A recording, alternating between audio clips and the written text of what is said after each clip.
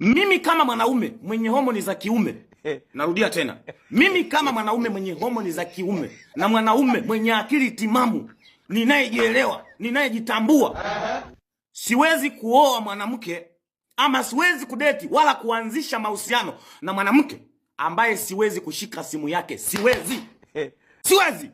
Siwezi kuoa huyo mwanamke. Siwezi kuanzisha mahusiano na huyo mwanamke. Mimi kama mwanaume mwenye homoni za kiume, labda mashoga au wenye homoni za kike wanaume ndio wanaweza kaanzisha mahusiano au wakaoa au wakaishi na mwanamke ambaye haruhusu kushika simu yake. Nimekuoa nini sasa? Yaani kilichonifanya mimi nikutolee mahali, kinachonifanya mimi nikuhudumie ni kipi? Yaani unakataza kushika eti unajua unaweza kushika simu, hizi simu zinaleta ugomvi. Ugomvi? Yaani simu inatugombanishaje mimi na wewe mke wangu? Yaani simu yani kivipi? Yaani si unanichanganya. Siwezi mimi jamani, siwezi. Yaani unakataza nishike simu yako afu naendelea kukuhudumia. Yaani nakuhudumia wewe kama nani? Malaya au kahaba? Afu nakuhudumia eti baadaye afu narudi nakuita mke wangu nakupenda. Na wewe unanikimbia. Nakupenda pia. Wewe mweu nini? Mimi siwezi. Hicho cha kwanza. Namba 2. Mimi kama mwanaume mwenye homoni za kiume na mwenye akili timamu, siwezi kuanzisha mahusiano wala siwezi kuishi na mwanamke ambaye ana marafiki wa kiume. Mimi siwezi bwana, unajua mimi napenda sana kuwa na marafiki wa kiume kwa sababu wanaume wanajua kutunza siri. Sisi wanawake ni wambea. Siri gani hizo ambazo unataka wanaume wenzangu wakutunzie?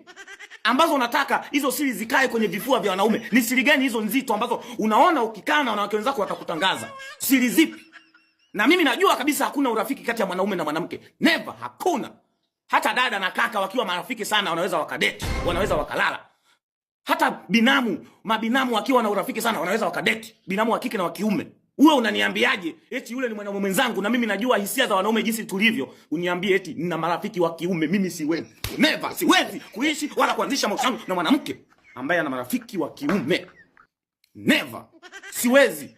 Namba 3. Mimi kama mwanaume siwezi kuishi na mwanamke ama siwezi kudeti na mwanamke ambaye ametoka huko kwa maex zake na vidonda vyake, alafu ananiambia mimi eti mimi ni mtibu.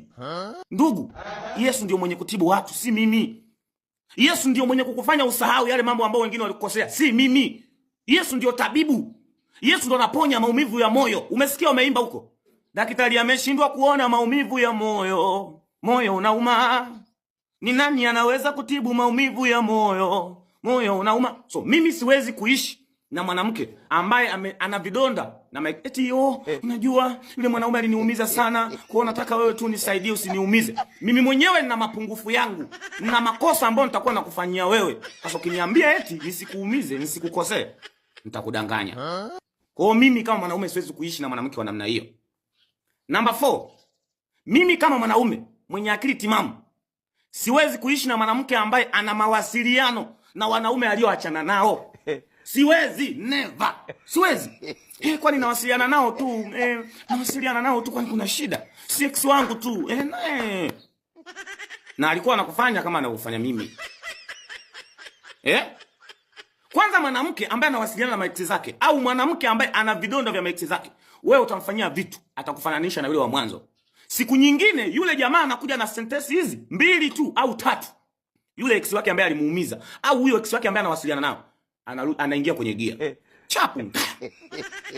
Mimi nataka nioe mwanamke ambaye hata kama nimemkuta ana bikra, aniambia angalau bikra yangu ilitoka, nilikuwa hata sijitambui, ilikuwa utotoni, lakini sijawahi kupitia mazingira magumu kwenye mahusiano. Huyo nitamuoa. Lakini umepitia maumivu, huna hela, huna bikra, yani huna. Alafu nikuoe na una maumivu. Eti mimi nikutibie. Hakuna, hicho kitu mimi siwezi. Mimi kama mwanaume ninayejielewa na mwenye akili timamu, ninayejitambua, siwezi kuishi na mwanamke ama kudeti kuanzisha mahusiano na mwanamke ambaye akiniomba pesa hana pa kuipeleka zaidi ya kuiweka kwenye mwili wake. Yaani ukiniomba pesa ni kucha, ni nywele, ni kuongeza shepu, siji kujisikia, siji kujiskincare, siwezi kuishi na mwanamke takataka mimi wa namna hiyo. Mimi kama mwanaume mwenye homoni za kiume, siwezi kuishi na mwanamke ambaye akiniomba hela yangu hana pa kuipeleka zaidi ya kuiweka kwenye mwili wake. Siwezi mimi. Mnawezaje? Acha najipamba. Mimi nilivyokupenda nikute umejipamba hivyo. Ambao wanaweza haya mambo kuishi na wanawake wa namna hii ni wanaume wenye homoni za kike.